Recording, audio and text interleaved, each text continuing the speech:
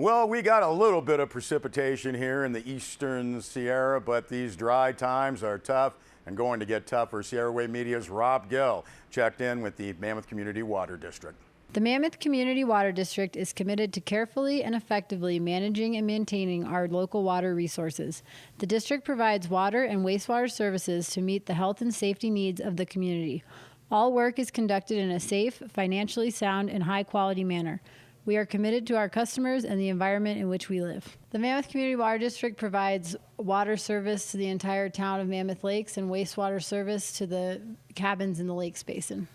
This 4 years of drought now has really affected our water supply, and that our surface water supply is now virtually unavailable to us. The stream flow is, Mammoth Creek is still flowing, but it's flowing at such a low rate that we can't divert water from it. We need to allow all the natural flow to go through for the fish and for the environment.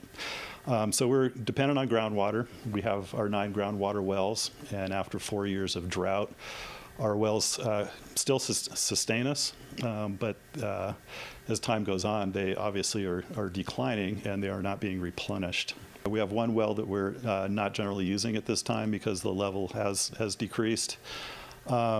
Normally, if we get a normal to wet year of precipitation, our wells will recharge within a 2-year time period. So we can recover from this if we get a natural precipitation and we get normal rainfall or snowfall in the next couple of years. The Water District has been going above what the state restrictions are. We do have a water conservation ordinance which we follow rather than what the state regulations are. The newest state restriction that will be affecting Mammoth is that if there's a measurable precipitation occurrence, there is no outdoor watering allowed for 48 hours after that and also during the precipitation. So we will be enforcing that as well. Currently, we're in level 2 watering restrictions. We're asking all customers to reduce by 20%. Basically what that means is there's 3 days of watering, and that's delineated by your address. So if you're not addressed, you can water on Tuesday, Thursday, and Sunday. Even addresses water on Monday, Wednesday, and Saturday. Those watering days are going to be in place regardless of the level of restriction. Due to being in level 2, the time that you're allowed to water on those days is shortened. So the watering times are after 8 p.m. and before 9 a.m. in the morning. Level 3 watering restrictions are dependent on how our well levels hold up. If we do move into a level 3 water restriction, it will reduce the number of watering days to 2 for all of our customers.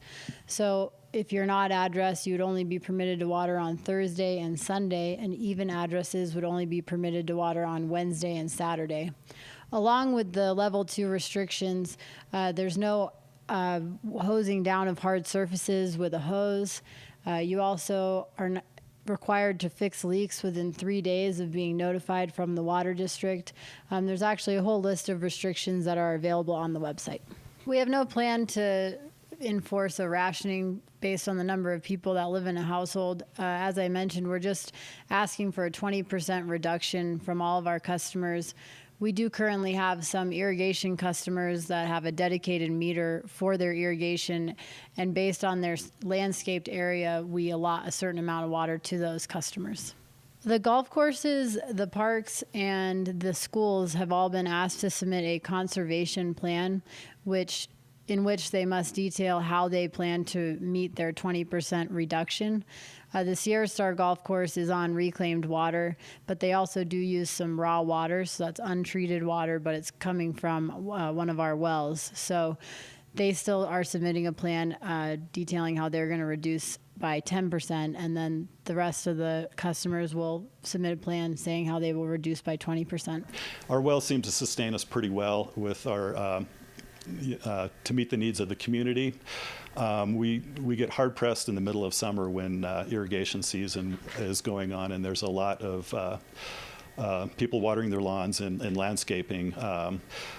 We will not have enough to meet the needs of the plants if in another 2 years, if this drought continues, there's going to have to be some sacrifices made on that end. But we do have enough water to sustain the people and our needs. If you have any questions or concerns, please feel free to contact us at 760-934-2596. I can be reached at extension 274, or you can always visit our website at Mammoth Community Water District in the Google search engine. All right, thanks for that, and stay tuned for conservation tips in our next broadcast. Now, Deb Murphy filed this report. Mark Lacey asked that area ranchers and West Bishop residents, quote, work together and suffer together, end quote. Steve Stevens anticipated that request and is working toward a system that would equitably distribute the reduced flows out of the Bishop Creek drainage through the irrigation season. Now, at issue is a 23% reduction in irrigation allocations to ranchers on Los Angeles Department of Water and Power leases in the drainage. With an anticipated 50% of normal runoff this year, there was no choice. Lacey's point that the Bishop Creek Water Association members should also feel some of that pain. Now, in a phone interview Friday, Association President Stevens said his board, the Bishop Paiute Tribe, Southern California Edison, and LADWP are working out a plan that will spread both the water and the pain evenly among the end users. Now, the plan is as simple as anything else in this drought-impacted conundrum. We'll find out what ranchers are getting irrigation water on what days and rotate water through the BCWA members accordingly, he said. Now, ranchers need to build up a head of water before spreading it out on the fields. Lacey pointed out last Tuesday, that if the water had been reduced to a trickle after flowing through the residential areas, there isn't enough for irrigation purposes. Bishop Creek Water Association members have been on a rotation system to mete out the water evenly. This rotation plan will be synced with the ranchers' irrigation schedule, so no residential users will be between the ranchers' fields and the source point during irrigation days. Now, Stevens said the ranchers are the backbone of this community. We need to do what's right. Stevens is working to convince association members to put conservation plans in place and bypass ponds. And Deb Murphy also filed this story. Frozen may be a really popular animated film, but it's not the word school districts want to use to describe their budgets. Unfortunately, small rural districts and communities not generally described as affluent are frozen in time. This according to Big Pine Unified School District Superintendent Pamela Jones. Now, the Big Pine District will hold a work session on Wednesday, and that's this March 25th, to give the Board of Directors and the public an opportunity to look at its resources and develop priorities. We'll be talking about our vision for the future, said Jones. California's local control funding formula was a boon to large urban campuses, providing supplemental funding for students with the greatest need: English learners, minorities, and those from low-income families. Now, the supplemental funding comes on top of a base rate per student. That base rate, when the program is fully funded in 2020, grows from $6,845 for K-3 to $8,289 for high school. Now, Big Pine, as well as all county districts with the exception of Bishop, is still funded at the district's property tax level and aren't eligible for supplements, at least to date. Now, as Pamela Jones states in the district's newsletter, that works well for affluent districts with high property values, and in addition, affluent districts often have community fundraising groups. Big Pine has neither. What it does have is 80% of its students from low-income families. Now, Big Pine schools have a healthy reserve, Superintendent Jones said, above the required budget percentage, but we have to, she said. Jones used the example of a $500,000 roof replacement, the same whether it's a Big Pine roof or a Los Angeles school roof. That's a much larger percentage of our total budget than it would be for a large school district, Jones said.